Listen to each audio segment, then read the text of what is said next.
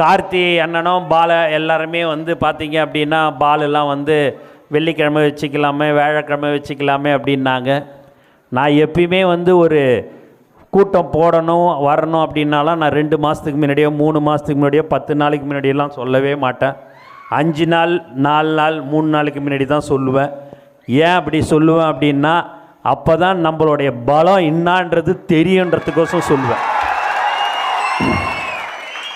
ஆனால் நம்ம ஆளுங்க கிட்ட நீ அரை மணி நேரத்தில் தளபதியோடைய பலம் என்னான்றது நான் அரை மணி நேரத்தில் சொன்னாலும் சரி, 1000 பேர் 2000 பேர் கூடுறாங்கன்னா அது நம்ம தளபதிக்காக மட்டும்தான் என்பது இந்த நேரத்தில் தெரிவிச்சுக்கிறேன்.